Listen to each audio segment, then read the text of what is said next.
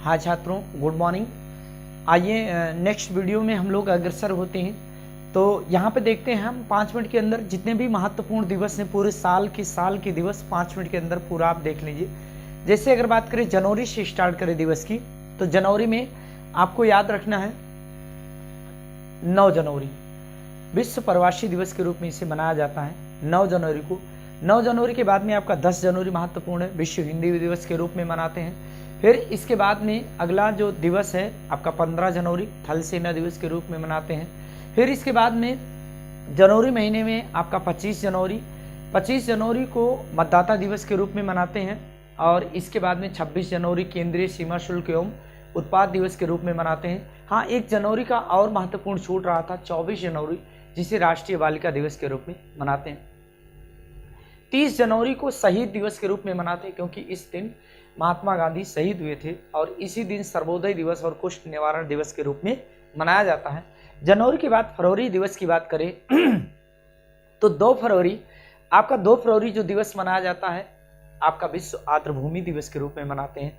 4 फरवरी cancer दिवस के रूप में मनाते हैं। और 4 फरवरी के बाद में अगर अगली फरवरी की बात करें तो जो सबसे महत्वपूर्ण बनता है 21 फरवरी को मातृभाषा दिवस के रूप में मनाते हैं। और 28 फरवरी इसे हम विज्ञान दिवस के रूप में मनाते हैं। ये तो आपका फरवरी महीने का दिवस हो गया। फरवरी के बाद मार्च दिवस की बात करें तो मार्च में आपको याद रखना है 8 मार्च अंतर्राष्ट्रीय महिला दिवस है, 15 मार्च उपभोक्ता अधिकार दिवस है और 20 मार्च गौरैया दिवस और खुशहाली दिवस है। 21 मार्च आपका विश्व वानिकी या वन दिवस के रूप में मनाते हैं 21 मार्च को। इसके बाद में मार्च महीने में आपका 22 मार्च जो कि जल दिवस के रूप में मनाते हैं। 23 मार्च सुखदेव राजगुरु और भगत सिंह के फांसी के रूप में जो शहीद हुए थे, इसलिए इसे शहीद दिवस के रूप में मनाते हैं। 24 मार्च आपका तपेदिक टीबी या क्षमा दिवस के रूप में मनाते हैं। आपका 27 मार्च रंगमंच थिएटर या सिनेमा दिवस के रूप में मनाते हैं। अप्रैल महीने में दिवस की बात करें तो 7 अप्रैल आपका विश्व स्वास्थ्य दिवस है। 14 अप्रैल की बात करें अम्बेडकर जयंती के रूप में मनाते हैं। 18 अप्रैल की बात करें तो 18 अप्रैल को विश्व विरासत दिवस के रूप में मनाते हैं। 18 अप्रैल के बाद में 21 अप्रैल आपका, तो 21 अप्रैल जो दिवस मनाया जाता है, कौन सा दिवस है? 21 अप्रैल सिविल सर्विस डे है। 21 अप्रैल की बात करें तो 21 अप्रैल जो आपका दिवस है वो दिवस 21 अप्रैल के बाद में आपका कौन सा दिवस है? आपका 24 अप्रैल है। 22 अप्रैल आपका पृथ्वी दिवस है। और इसके बाद में आपका 24 अप्रैल पंचायत दिवस के रूप में मनाते हैं। फिर आपका 25 अप्रैल की बात करें तो 25 अप्रैल आपका कौन सा दिवस है? तो 25 अप्रैल इसे हम कौन सी दिवस के रूप में मनाते हैं बताएंगे। तो 25 अप्रैल आपका मलेरिया दिवस के रूप में मनाते हैं। इसके बाद में ये तो अप्रैल महीने के दिवस की बात हो गई। अप्रैल के बाद में मई की बात करें तो 1 मई आपका विश्व श्रमिक दिवस, मई दिवस या मजदूर दिवस के रूप में मनाते हैं। 2 मई गंगा स्वच्छता दिवस है। और 2 मई के बाद में आपका कौन सा दिवस है? 3 मई विश्व प्रेस दिवस के रूप में मनाते हैं। 8 मई आपका रेड क्रॉस दिवस के रूप में मनाते हैं। और 11 मई की बात करें तो 11 मई विज्ञान एवं प्रौद्योगिकी दिवस के रूप में मनाते हैं। वो आपका कौन सा है? 11 मई। 11 मई के बाद में भैया आपको याद रखना है 22 मई। और 22 मई को किस रूप में मनाते हैं? तो जैव विविधता दिवस के रूप में 22 मई को मनाते हैं। आपका 29 मई माउंट एवरेस्ट दिवस के रूप में मनाते हैं। 29 मई 1953 जो कि आपके पेट एग्जाम में आया था। और इसके बाद में जो मई महीने के दिवस की बात करें 31 मई तंबाकू निषेध दिवस है। इसके बाद जून महीने की बात करें तो जून महीने में आपका 5 जून विश्व पर्यावरण दिवस है, पहली बार 1974 में मनाया गया। और 8 जून आपका महासागर दिवस है। 14 जून विश्व रक्तदान दिवस है। 17 जून मरुस्थलीय रोकथाम दिवस है। इसके बाद में 17 जून हो गया। 17 जून के बाद 21 जून याद रखना है, 21 जून विश्व योगा दिवस है। इसके बाद में आपको याद रखना है क्या? 23 जून ओलंपिक स्थापना दिवस है। और इसके बाद में आपको 29 जून याद रखना है, 29 जून राष्ट्रीय सांख्यिकी दिवस के रूप में मानते हैं। जुलाई की बात करें तो 11 जुलाई आपका विश्व जनसंख्या दिवस है। फिर आपका सीधे बात करेंगे 22 जुलाई राष्ट्रीय झंडा स्वीकृति दिवस है। और इसके बाद में जुलाई में 1 से 7 जुलाई भी याद रखना है, वन सप्ताह के रूप में मनाते हैं। फिर इसके बाद में आपका 26 जुलाई कारगिल विजय दिवस है। उससे भी महत्वपूर्ण आपका 29 जुलाई टाइगर दिवस है। अगस्त महीने की बात करें तो 6 अगस्त आपका हिरोशिमा दिवस है। और 7 अगस्त पहली बार मनाया गया नया एक दिवस जोड़ा गया आपका इसी दिन तो आपका हथकरघा दिवस के रूप में मनाते हैं, लेकिन 7 दिवस आपका भाला फेंक दिवस, क्योंकि नीरज चोपड़ा ने इसी दिन भाला फेंका था। इसके बाद में आपका जो अगला महत्वपूर्ण दिवस है वो आपका कितना अगस्त है, तो आपका 9 अगस्त अगर कहेंगे तो आपका भारत छोड़ो आंदोलन दिवस कह सकते हैं, और नागासाकी दिवस के रूप में भी इसे जोड़ सकते हैं। फिर इसके बाद में आपका 20 अगस्त सद्भावना दिवस है। 12 अगस्त भी याद रखना है, विश्व युवा दिवस के रूप में मनाते हैं। और इसके बाद में आपका कितना अगस्त है, तो आपका 29 अगस्त है, जिसे खेल दिवस के रूप में मनाया जाता है। अगस्त के बाद सितंबर की बात करें तो 5 सितंबर आपका शिक्षक दिवस है। 5 सितंबर के बाद में 14 सितंबर हिंदी दिवस है। 16 सितंबर ओजोन परत का संरक्षण दिवस है। इसके बाद में जो अन्य दिवस है सितंबर में आपका 27 सितंबर विश्व पर्यटन दिवस है। अक्टूबर में याद रखना है 2 अक्टूबर अंतर्राष्ट्रीय अहिंसा दिवस है। 8 अक्टूबर आपका वायुसेना दिवस है। 16 अक्टूबर विश्व खाद्य दिवस है। 24 अक्टूबर की बात करें तो यूएनओ का स्थापना दिवस है आपका 24 अक्टूबर है। इसके बाद 31 अक्टूबर की बात करें तो 31 अक्टूबर आपका कौन सा दिवस है, तो राष्ट्रीय एकता दिवस मनाते हैं। अक्टूबर के बाद नवंबर में चलते हैं, तो नवंबर में अगर याद करें तो नवंबर में आपका विशेष जो दिवस है वो है आपका 14 नवंबर, जो कि बाल दिवस के रूप में मनाते हैं। 26 नवंबर आपका संविधान दिवस के रूप में मनाया जाता है, और इसी में 19 नवंबर आपका शौचालय दिवस के रूप में मनाते हैं।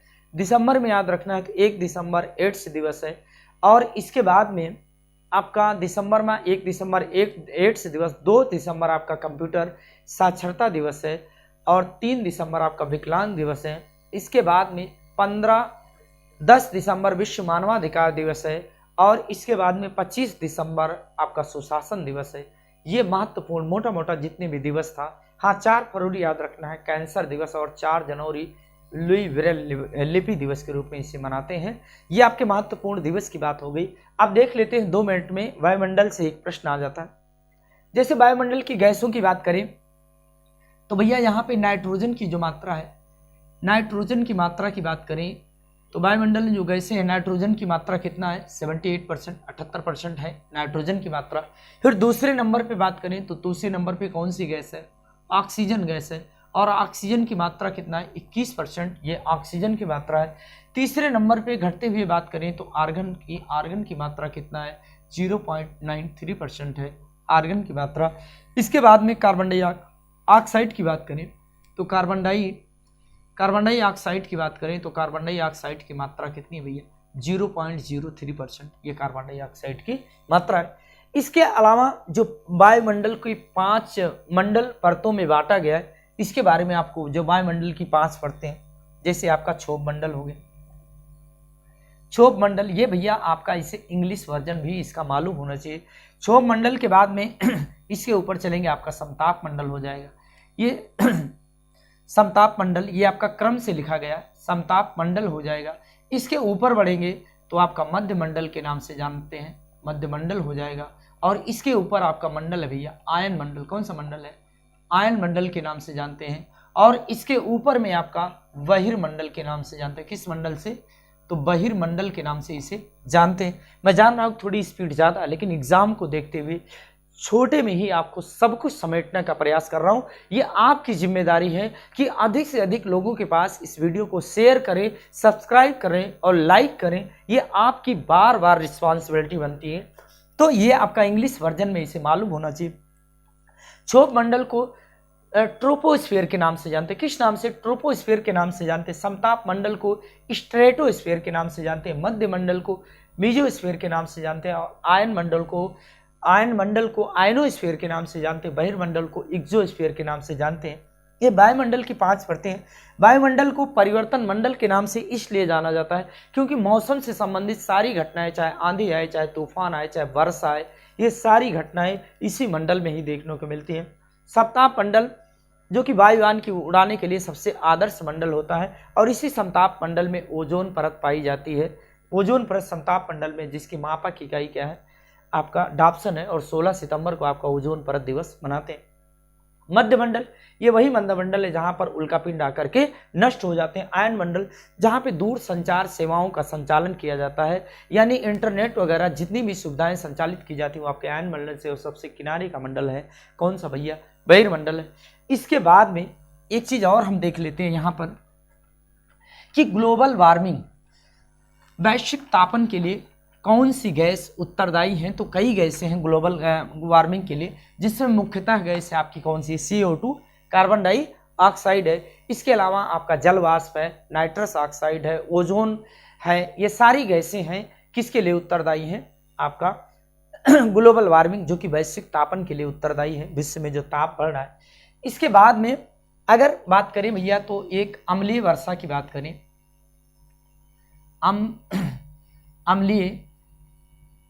अम्लीय वर्षा के लिए जो उत्तरदायी कारक है SO2 और NO2, सल्फर डाइऑक्साइड और नाइट्रोजन डाइऑक्साइड, ये दोनों का दोनों अम्लीय वर्षा के लिए उत्तरदायी है। और अम्लीय वर्षा सूचना केंद्र है कहाँ भैया? नॉर्वे के ओस्लो में। नॉर्वे के ओस्लो में अम्लीय वर्षा सूचना केंद्र है ना। नॉर्वे के ओस्लो में अम्लीय वर्षा सूचना केंद्र। 4-5 अम्ल जैसे आपका मान लीजिए पूछ ले, तो जैसे भैया आपका सिल्वर क्लोराइड है, सिल्वर क्लोराइड है, सिल्वर ब्रोमाइड है,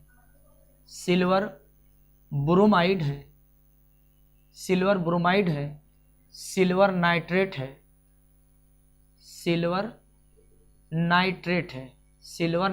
है और सिल्वर आयोडाइड है। इसे बहुत ही महत्वपूर्ण याद रखेंगे, सिल्वर आयोडाइड है, ये आपका हो गया। तो सिल्वर क्लोराइड का उपयोग किया जाता है किसमें? सिल्वर क्लोराइड क्रुक्स कांच, जैसे धूप वगैरह जो भी हम लोग चश्मे का प्रयोग करते हैं, वो सिल्वर क्लोराइड का उसमें उपयोग होता है। सिल्वर ब्रोमाइड का उपयोग फोटोग्राफी में किया जाता है। किसमें? सिल्वर ब्रोमाइड का उपयोग फोटोग्राफी में किया जाता है। सिल्वर नाइट्रेट का उपयोग मतदाता की स्याही में जो इंक लगाई जाती है वो इसमें प्रयोग किया जाता है, सिल्वर नाइट्रेट का। और सिल्वर आयोडाइड की बात करें तो कृत्रिम वर्षा में, किसमें भैया? कृत्रिम वर्षा में इसका उपयोग किया जाता है, सिल्वर आयोडाइड का। तो फटाफट आप इसे बार बार रिपीट करते रहें, सुनते रहें, मैं आपको सब कुछ इसी में समेट दूंगा। अब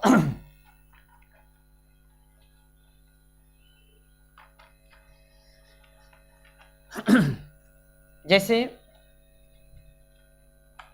आपका यहां से अगर हम बात करें तो आपका हो गया, ये आपका हो गया ना भैया अम्ल आपको याद रखना है। जैसे आपका फार्मिक अम्ल हो गया, फार्मिक अम्ल की बात करें तो फार्मिक अम्ल जो भैया ये चींटियों द्वारा निकलता है। किसके द्वारा? चींटियों से कौन सा अम्ल निकलता है? फार्मिक। सारा मैं लिखूंगा नहीं, इसे आप सुनते रहें। फार्मिक अम्ल चींटियों द्वारा। अब आगे अगर बात करें तो लैक्टिक अम्ल जो दूध से दही बनने की क्रिया होती है वहां पर लैक्टिक अम्ल होता है। फिर इसके बाद में बात करें, अगला अम्ल है मैलिक अम्ल। मैलिक अम्ल किस में पाया जाता है? तो मैलिक अम्ल की बात करें तो मैलिक अम्ल जो पाया जाता है वो किस में? सेब में पाया जाता है। आपका फार्मिक हो गया, लैक्टिक हो गया। फार्मिक आपका चींटी के साथ बिच्छू के डंक में, लैक्टिक अम्ल है। आपका एसिटिक अम्ल है, एसिटिक अम्ल जो पाया जाता है ये भैया आपका सिरका में पाया जाता है। एसिटिक किसमें? सिरका में पाया जाता है। और साइट्रिक की बात करें तो साइट्रिक अम्ल जो पाया जाता है वो किसमें पाया जाता है? साइट्रिक, ये आपका नींबू में पाया जाता है। और टार्ट्रिक अम्ल की बात करें तो टार्टरिक अम्ल की बात करें तो टार्ट्रिक अम्ल जो है ये भैया आपका अंगूर और इमली में पाया जाने वाला अम्ल कौन सा है? टार्ट्रिक अम्ल है। इसके बाद में अगले अम्ल की ओर बढ़ें तो आपका टार्ट्रिक अंगूर हो गया, इमली हो गया। फिर इसके बाद में कार्बोनिक अम्ल की बात करें तो कार्बोनिक अम्ल जो पाया जाता है ये पेय पदार्थ जो हम लोग कोल्ड ड्रिंक, सोडा वाटर पीते हैं वो आपका कार्बोनिक अम्ल है। अगर एक अम्ल की आपसे बात करें कि खाद्य संरक्षण के लिए, भोजन की सामग्री के संरक्षण के लिए जो प्रयोग किया जाता है उसे बेंजोइक अम्ल कहा जाता है। कौन सा अम्ल आपका हो गया? तो ये आपका हो गया भैया बेंजोइक अम्ल कहा जाता है। खाद्य पदार्थों के संरक्षण के लिए इसका प्रयोग किया जाता है। तो ये आपके महत्वपूर्ण अम्ल हो गए। अब अम्ल के अलावा आगे आपको कल्चर भी याद रखना है ना, कल्चर भी आपको याद रखना है। जैसे विटीकल्चर, फटाफट आपसे जान लीजिए, पूछ रहा हूं ऑलरेडी। विटीकल्चर की बात करें तो विटीकल्चर जो है ये आपका अंगूर उत्पादन के लिए है, आपका विटीकल्चर हो गया। आपका विटीकल्चर हो गया। वर्मी कल्चर की बात करें तो वर्मी कल्चर है केचुए, केचुआ के उत्पादन से संबंधित कौन सा आपका वर्मी कल्चर हो गया। फिर इसके बाद में एपी कल्चर की बात करें तो एपी कल्चर किससे संबंधित है भैया, मधुमक्खी पालन से। पीसी कल्चर की बात करें तो आपका पीसी कल्चर किससे है, मत्स्य। पीसी कल्चर आपका मत्स्य है।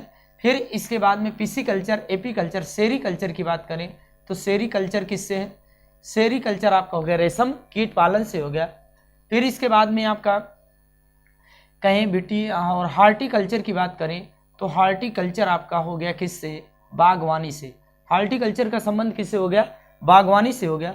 फिर इसके बाद में वर्मी हो गया ना भैया, हार्टी, एपी, पीसी, सेरी कल्चर, हार्टिकल्चर, ओलेरी कल्चर, ओलेरी कल्चर। तो ओलेरी कल्चर की बात करें तो ओलेरी कल्चर हो गया आपका फैलने वाली सब्जियों से संबंधित हो गया। मोरी कल्चर की बात करें तो मोरी जो कल्चर है, ये मोरी कल्चर किससे संबंधित हो गया, आपका समुद्री जीवों के अध्ययन से आपका हो गया मोरी कल्चर। और आपका फ्लोरी कल्चर की बात करें, फ्लोरी कल्चर, तो आपका फ्लोरी जो कल्चर है ये आपका फूलों के उत्पादन से संबंधित, ये आपका भैया महत्वपूर्ण कल्चर हो गया। इसे बार बार आप वीडियो को रिपीट करते रहें और जब तक आपको सफल नहीं होना तब तक आपको रुकना नहीं है। फिर इसके बाद में आगे आपको याद करें, जैसे गोल क्रांति किससे संबंधित, आलू से हो गई। पीली क्रांति तिलहन से हो गई। लाल क्रांति मांस और टमाटर से हो गया। आपका गुलाबी क्रांति झींगा, मछली और साथ में प्याज से हो जाएगा। भूरी या धूसर क्रांति की बात करेंगे तो ये आपका उर्वरक उत्पादन से। बादामी क्रांति मसाला के उत्पादन से। रजत क्रांति की बात करें तो रजत क्रांति आपका अंडे के उत्पादन से हो जाएगा। फिर इसके बाद में आपकी कौन सी क्रांति हो जाएगी, क्रांति आपका, ये सारी आपकी क्रांतियां होगी। क्रांति आप जरूर, नीली आपका मत्स्य उससे हो जाएगा। ये सारी क्रांतियों से भी आपको यहाँ से देख लीजिएगा। फिर इसके बाद में आइए आपको महत्वपूर्ण जैसे जो अधिनियम है, एक आध बिंदु आपको देखने को मिल जाएगा। अधिनियम से बात करें, जैसे प्रथम जो वन नीति आई थी भैया 1951-52 में, और वन महोत्सव का जो जनक कहा जाता है किसे, के.एम. मुंशी को। के.एम. मुंशी को वन महोत्सव का जनक कहा जाता है।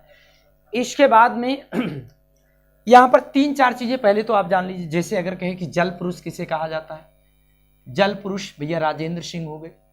जल पुरुष कौन हो गया, राजेंद्र सिंह हो गए आपका जल पुरुष।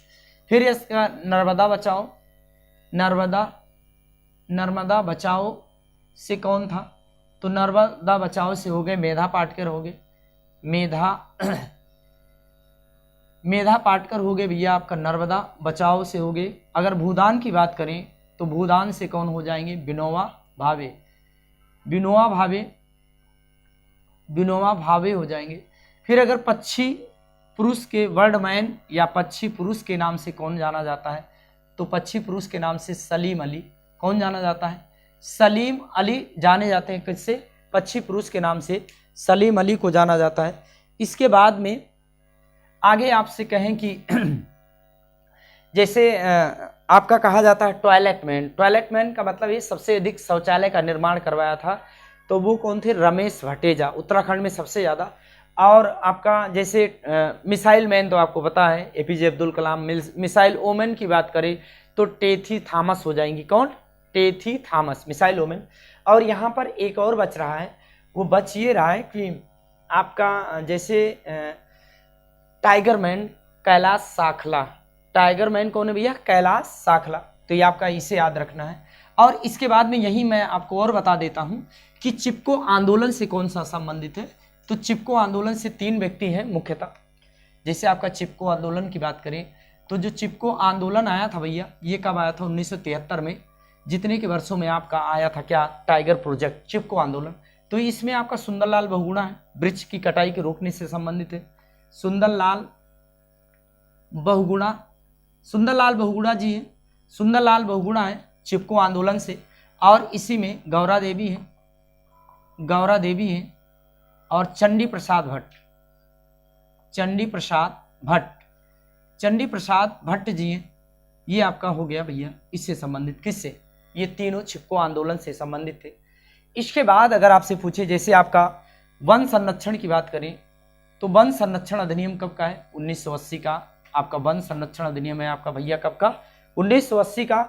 और आगे आपका कहें कि वन्य जीव कब का है, तो वन्य जीव आपका भैया कब का, वन्य जीव संरक्षण अधिनियम 1972 का, कब का है, 1972 का आपका वन्य जीव संरक्षण अधिनियम है। इसके अलावा अगर आपसे कहे कि टाइगर प्रोजेक्ट कब का है, तो टाइगर प्रोजेक्ट आपका 1973 का आपका टाइगर प्रोजेक्ट है। शिक्षा का अधिकार अधिनियम की बात करें तो शिक्षा का जो अधिकार अधिनियम है वो 2009 का है, लेकिन जो लागू हुआ 1 अप्रैल 2010 से।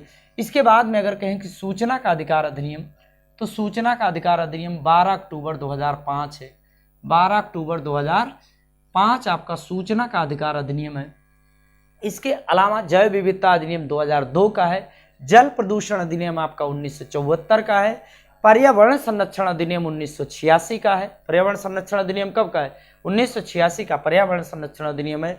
इसके बाद में अगर आपसे कहें कि आपका है खाद्य संरक्षण अधिनियम, खाद्य संरक्षण अधिनियम की बात करें तो खाद्य संरक्षण अधिनियम अब 2013 का हो गया, 84 का स्थान लिया। और उपभोक्ता का अधिकार अधिनियम 2019 का, जिसे 20 जुलाई 2020 में लागू किया गया। और एलिफेंट प्रोजेक्ट योजना आपका कब है, 1992 का है।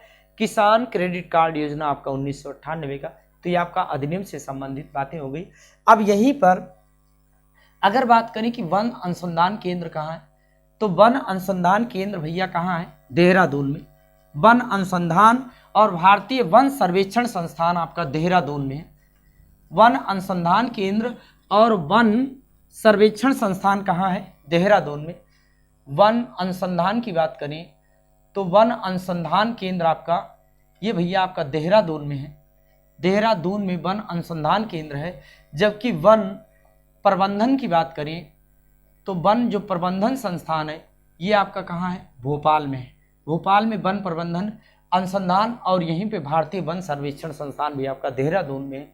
इसके बाद में भारतीय शाक भाजी की बात करें तो भारतीय शाक भाजी यानी सब्जी की बात करें तो ये आपका भैया वाराणसी है। कहाँ है, वाराणसी में। भारतीय शाक भाजी केंद्र आपका वाराणसी है।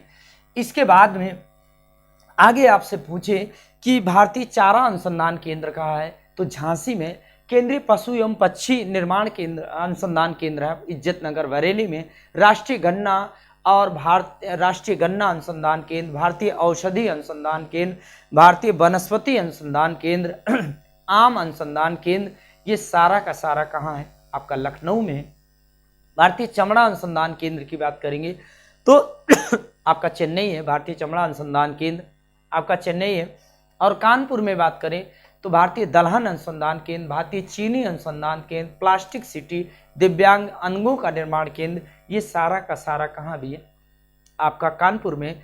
इसके बाद में अगर हम लोग बात करें कि भारतीय ईंधन अनुसंधान केंद्र, तो ईंधन आपका जलगोड़ा है। और खनन अनुसंधान केंद्र आपका धनबाद, जो कि धनबाद और जलगोड़ा दोनों का दोनों झारखंड में।